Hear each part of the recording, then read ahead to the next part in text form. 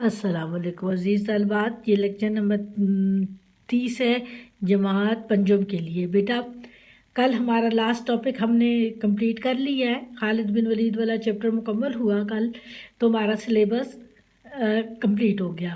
اب ہم ریویژن شروع کر رہے ہیں۔ آج میں فرسٹ چیپٹر کی جو ہم نے اس ٹرم میں پڑھا ہے اس کا فرسٹ چیپٹر وعدے کی پابندی ریوائز کرانے لگی ہوں آپ لوگوں کو، ٹھیک ہے؟ وعدے کی پابندی یعنی ایسا ہے، ایسا کوئی جو بات ہم کر لیں، کسی سے وعدہ کر لیں کہ یہ ہم یوں کریں گے تو اس مطابق کرنے کو ہم، اس وعدے کے مطابق کام کرنے کو ہم وعدے کی پابندی کہیں گے۔ اس کا مفہوم ان لوگوں جو میں بات کر رہی ہوں وہی لفظ ذرا ڈفرینٹ کر کے انہوں نے لکھا ہے۔ وعدے کی پابندی سے مراد ہے وعدے کو پورا کرنا یا عہد یا ذمہ داری کو نبھانا۔ تو میں یہی بات کر رہی ہوں نا کہ انسان جب کوئی وعدہ کر لیتا ہے تو اس مطابق اس چیز پر عمل کرنے کو ہم وعدے کی پابندی کہیں گے۔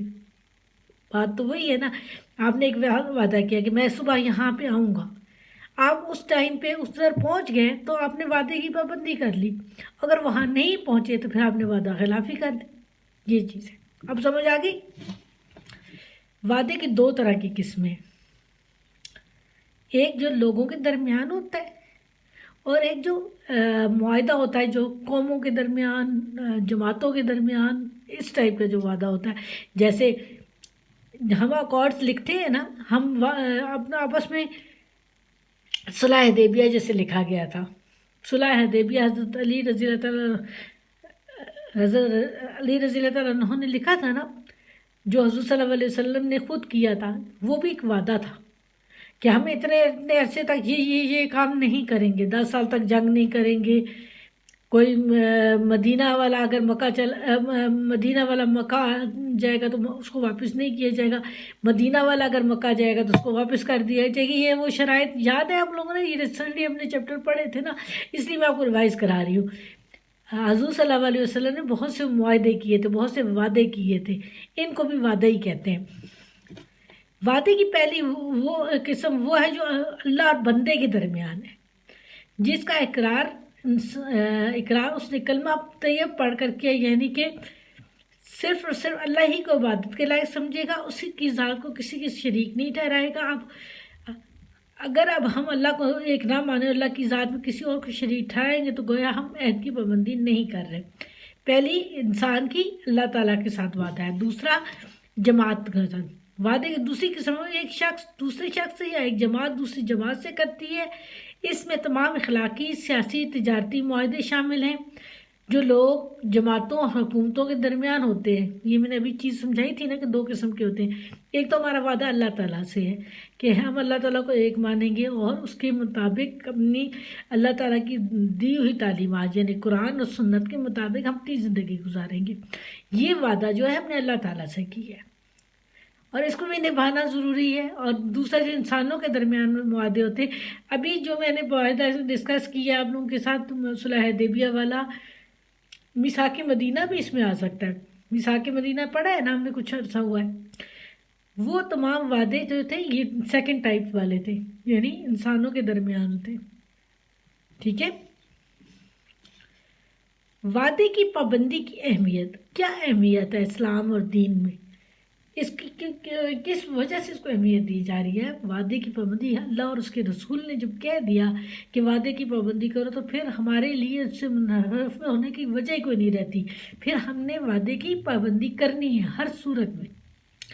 اللہ تعالیٰ نے قرآن پاک میں وعدے کی پابندی کا جگہ جگہ حکم دے کر اس کی اہمیت کو بیان کیا۔ ارشاد ہوتا ہے ترجمہ، اور عہد وعدہ کو پورا کرو کیونکہ عہد وعدے کے بارے میں پوچھا جائے گا، اللہ تعالیٰ تم سے پوچھے گا آخرت میں۔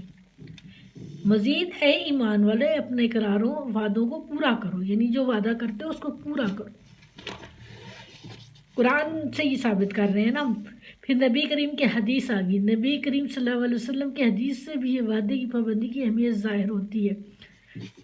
ایک منٹ جی، نبی کریم صلی اللہ علیہ وسلم کی حدیث سے بھی وعدے کی پابندی کی بہت اہمیت ظاہر ہوتی ہے۔ مثلا آپ نے فرمایا اپنے بھائی سے ایسا وعدہ نہ کرو جسے تم پورا نہ کر سکو۔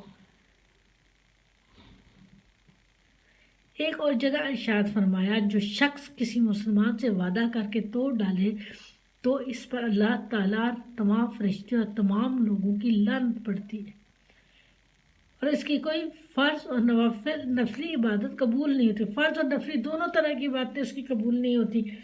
ہم اپنے اخلاق کو تو پہلے درست کریں. ہم جن رشتوں ناتوں میں جڑے ہوتے ہیں، جن سے جو وعدے کیے ہوتے ہیں، ہم وہ نہیں پورے کرتے تو پھر ہم بہت بڑے گناہ گار ہو جائیں گے. انسانی دنیا میں دیکھیں، آپ اپنے ایک دوست سے وعدہ کرتے ہیں کہ میں کل صبح آپ کے گھر آؤں گا، کوئی کام ہے، آپ نہیں جاتے تو یہ بھی وعدہ خلافی ہے. چھوٹی چھوٹی باتوں میں ایسی بات ہی نہ کریں جس کی وجہ سے کوئی گناہ کے مرتکب ہو جائے. کوئی ایسی بات منہ سے نکالنے سے پہلے اس پر عمل کرنے کے لیے پہلے سوچیں کہ یہ عمل ہوگا تو تب میں وعدہ کروں. ٹھیک ہے، سمجھ آ گئی میری بات کی؟ اچھا، اس کے 2 کوشچنس. وعدے کا مفہوم کیا ہے؟ وعدے کی پابندی سے مراد وعدے کو پورا کرنا یا عہد یا ذمہ داری کو نبھانا ہے. دوسرے، وعدے کی 2 قسمیں ہیں.